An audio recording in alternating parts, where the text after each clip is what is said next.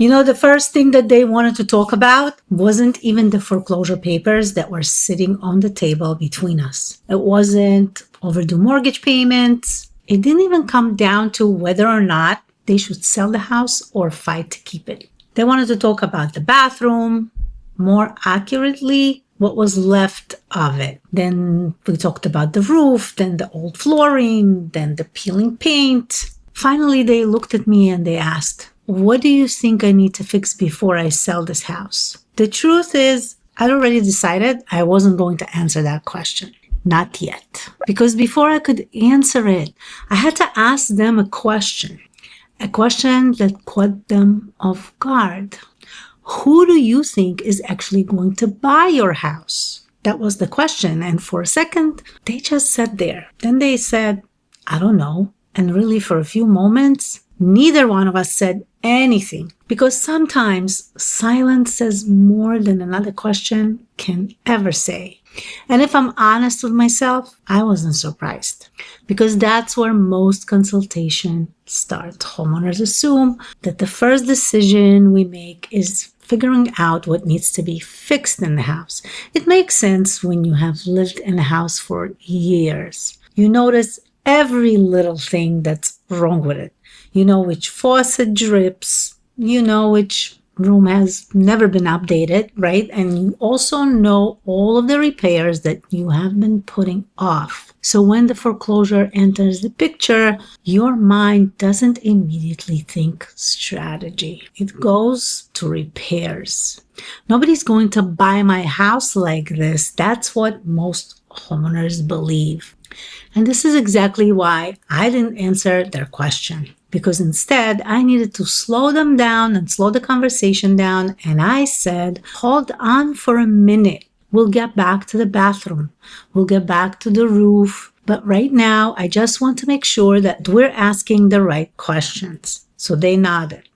Then they started telling me everything that they had already been thinking about. They told me about getting estimates, calling contractors, figuring out permits that would be required, how long the work will take, who they shouldn't hire, whether they should start with bathrooms or the roof. Then they started discussing how they were going to pay for all of that. As I'm listening to all of this, I was just thinking to myself, we're talking about contractors. We're talking about permits. We're talking about financing repairs, but we haven't even determined if any of these repairs even make sense to do. This happens more often than people may realize. And when people feel pressured, they feel like they have to do something, anything. Calling a contractor feels productive. Getting estimates feels productive. Making a repair list feels productive, but being busy isn't always the same as keeping yourself moving forward, because sometimes it just means that you're moving faster in the wrong direction. That's when I stopped them again. And I said, "Can I ask you something?" "Sure," they said. I said, "You're already dealing with a foreclosure. Where is the money going to come from to finance all of these repairs?" And they looked down for a moment. Then, quietly, they said to me, "I don't know." That response didn't surprise me at all, because most homeowners don't have thousands or tens of thousands of dollars just lying around waiting for repairs, especially when they're under financial stress already. And that's exactly why I wanted to slow everything down. I remember thinking, we are getting way ahead of ourselves here. They are trying to figure out how to pay for repairs before we were even determined if those repairs should even happen. So I asked another question. I said, "Why do you think the bathroom needs to be fixed?" And they gave me the easy answer, of course. The answer most everybody gives. Because nobody's going to buy the house like this. I understand why you'd feel that way, I said. Honestly, if I were sitting in your shoes, I probably would be thinking the same thing too. And then I asked them, "But how do you know that nobody's going to buy your house like that?" And they looked at me with some confusion. So I tried to explain it better. How do you know that the person who's going to buy your house will care about this bathroom at all? And you know what? That stopped the conversation dead in its tracks. It wasn't because it was such a difficult question, but it was because it was a question that they had never thought to ask before. And most homeowners never do. Most homeowners assume that every buyer is looking for the exact same thing in the home. They assume each and every one of those walking through that front door has the same expectations. But assumptions can become very expensive, especially when you're paying for repairs using money you don't really have. You see, when you're under pressure, your mind naturally goes into action mode. You start making lists. You start calling contractors. You start trying to solve whatever seems like yesterday's problem instead of tomorrow's problem. And in this case, the obvious problem was the condition of the house. But obvious doesn't always come first. Sometimes the most obvious problem isn't even the real problem at all. So I told them, I don't want you to spend money just because you're scared.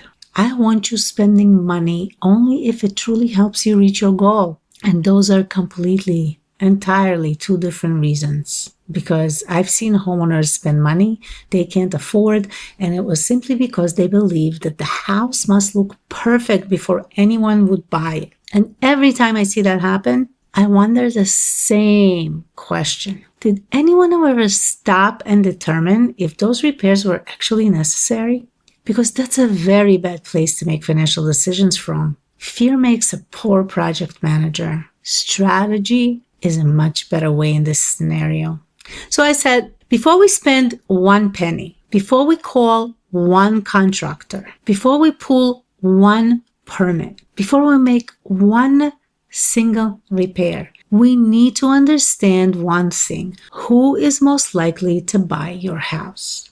They looked at me and asked, why does that matter? And I said, because the answer to that question will help us determine almost every decision we make from here moving forward. They looked at me like they weren't quite sure where I was going with this. And honestly, I completely understand why. After all they had asked about bathroom earlier, now we were discussing buyers, right? So I said, okay, let's set aside the bathroom for just a minute. Let's set aside the roof and tell me about the house. So they started describing it to me.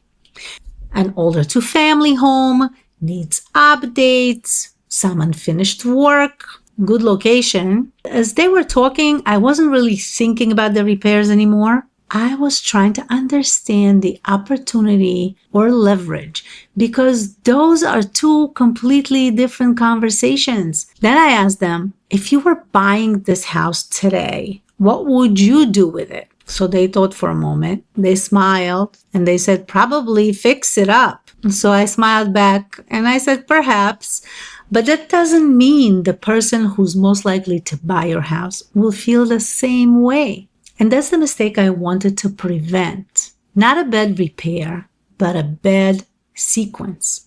Because when you are in foreclosure and on the way to losing your home, you make decisions in the wrong order. It's very easy to spend money solving yesterday's problems instead of tomorrow's. And that's why I don't start with a repair list. I start with a strategy. And once we know the strategy, the repair decisions becomes much easier. Sometimes the answer is yes, sometimes it's no, and sometimes it's only one or two things that we think would make a difference. Sometimes the smarter decision is to just leave certain things exactly the way they are. But really, we don't start there. We earn that answer by understanding the entire situation. And by the time we finished talking, they weren't asking me what they should fix anymore.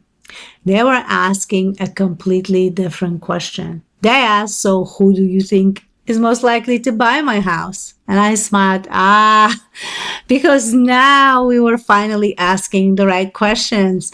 And once we answered that question, the strategy for selling the house became much clearer. Everything that came after, the repairs, the pricing, the marketing, the negotiations started with that one decision. Not what should I fix, but who am I selling to? And that's where we'll pick up next.